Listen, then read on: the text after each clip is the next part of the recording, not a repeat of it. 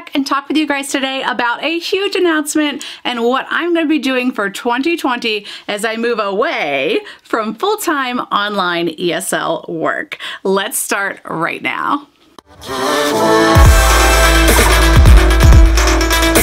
What's up, everybody? My name is Teacher Brett from teacherbrett.com, and if this is your first time here and you're interested in learning everything you need to know about online and virtual teaching, then you're in the right place. Let's start by clicking that subscribe button and that bell so you don't miss anything coming up in the future. In today's video, we are going to be talking about what I am doing to move away from online ESL teaching in 2020. So grab yourself a cup of coffee. You can pause the video and come right back and let's discuss what we are going to do. Last week, Teacher Paige and I did a Instagram Live all about where we see the online ESL industry moving to in 2020. You can catch that, the replay over here on my channel. A lot of people have been interested. Lots of people have been asking questions and have been feeling the same thing, that maybe online ESL is kind of starting to dwindle down. We're not seeing as many bonuses and monetary incentives, and it's getting harder and harder to make this a full-time job. You definitely can still do it. There's lots of people who do. But watch that video, let us know what you think. So for me, I have been looking into some other options. I think it's always great to have tons of options out there available to you so that you're not relying on one type of income, because you never know what could happen. So what I have done is I am a certified teacher. I was certified in special education. Actually, I was certified special education K through 5 here in Pennsylvania, and early childhood education. So I started searching for teaching jobs that would be online. So I do not want to go back to a brick and mortar school. It was not my jam. It was not what I wanted to do. I wanted to still be able to stay home. I didn't want to have to commit to going somewhere every single day and teaching. So I was looking for online opportunities. I just Google searched virtual charter schools, virtual schools, online schools in Google search, and came up with a list of schools that were here in Pennsylvania that were online teaching schools. And I started looking at their career pages or their job pages. Sometimes you have to do a little digging to find those, their actual, job postings. But I noticed there was a lot of jobs available, especially here it's mid-year with online schools. There's a lot of transient students. So students who decide to leave public school midway through and join online schools. So they oftentimes in the middle of the year have some hiring needs. So I started looking at that, and I noticed that a lot of the jobs were for high school special education or high school English, high school this, high school that. So I went and took the Praxis tests. So here in Pennsylvania, you can add certification onto your initial license by taking a Praxis test. So I actually took a bunch of Praxis tests. I added high school special education on, I added high school English, high school social studies, I added grades 5 and 6. So I added as much as I could, and then I started looking. So I put in a bunch of applications and did a bunch of interviews, and I'll probably do a video on that later on. If you're interested, let me down in the comments if you want to know more about that process.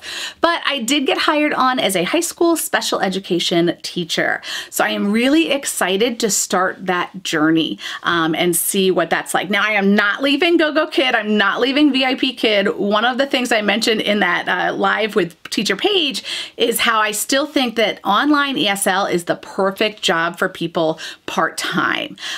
So you can add in, an hour before you go to work, an hour after you go to work. The great thing about online ESL is that you're typically teaching kids over in China. There's some other companies that do some other areas, but typically over in China, which they are on the opposite schedule of us. So you are working early morning or late at night or on the weekends when you wouldn't have your typical 9 to 5 job. So you can add in a couple hours here, a couple hours there. It's very flexible. If I were to go out and get a part-time job, I'd be making, minimum wage somewhere, selling t-shirts or something. And I would be stuck with usually like, a 4-hour shift or an 8-hour shift, several times a week. That is not what I am looking to do. And it's also not conducive to my kids' school schedule. So I want to be here when they're here. So this works out really well because I can be here, I can teach before my kids get up, I can teach on the weekends, in the evenings after they go to sleep, still bring in a little bit of extra money. But doing it full time, and I've been doing it full time for about 4 years now, is getting harder and harder. I do not have a problem getting bookings. I still am fully booked. But I know a lot of teachers who have been doing this for 3-4 years are seeing some drops in their bookings. There are a lot more companies out there now. There are a lot more teachers out there. When I started, there was not that many teachers doing it, so it was really easy to get bookings. So a lot of teachers are seeing a drop in bookings, and when you're relying on that money and it's inconsistent like that, it can make it really stressful for your budget, feeding your family, doing the whole thing if this is your only source of income. The other thing that I really noticed was that the secondary positions I was doing, that was the other thing I did during the day. I did some secondary positions, interviewing or training or making videos, workshops, all that kind of stuff. The amount of work that I was putting in for those was not really equal to the amount of pay that I was getting. So again, it was a question of whether I wanted to keep spending my time putting in a lot of effort into those secondary positions. Yes, it's great you could do them during the day, but I wasn't really getting the return for the amount of time that I was investing. So those reasons and more that we talk about in that video with Paige made me lead me to, kind of looking for something else. So this is what I am going to try and do. I'm excited for this. I'll be sure to put some more of this journey on my YouTube video. One thing I found is when I was just searching YouTube, because I love YouTube, when I was searching for like virtual teachers, cyber teachers, all I could find was online ESL stuff. I could not find any teachers teaching, in virtual charter schools and what that day looks like. I'm really going into this blind. I have very little knowledge of what this job is actually going to entail. In fact, when I interviewed, I asked like, well, what's a typical day look like? And they really couldn't tell me because I am going to be moving into a position where for somebody who's actually getting promoted to a supervisory type position. But there are 2 high school special ed teachers who are both up for that same position. So I don't know which of their jobs I'm going to be getting.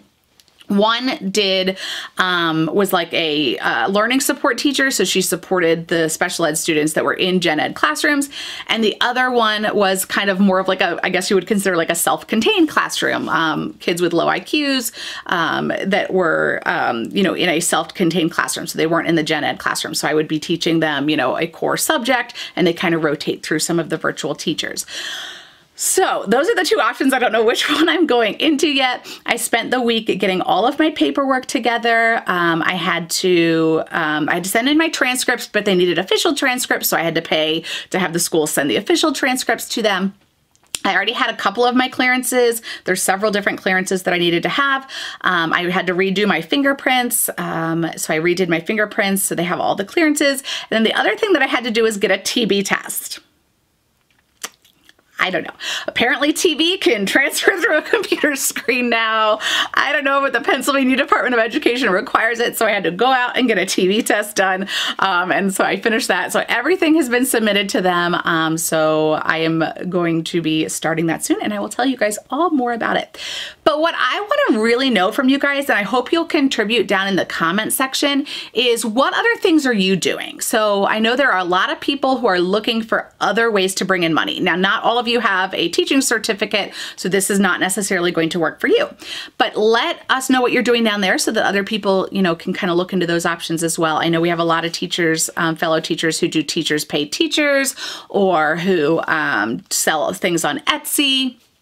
Lots of different other ways to bring in money. Virtual assistant.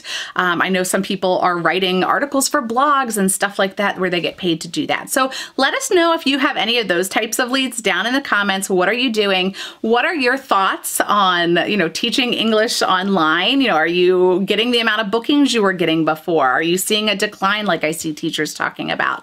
I'd love to know more about this. I think it's a really interesting topic, and a lot of teachers seem to be interested in this, as lots of us have made this our full-time, income that's coming in, and are starting to get a little bit wary about that and looking for other options. So wish me luck. I will tell you guys all more about the adventure of teaching in a virtual charter school. I have heard mixed things about it. Some people love it. Some people are like, it's the worst job ever. I'll let you know. I'm hoping it will work out for me. So that's the tea for the day of what's going on in my life.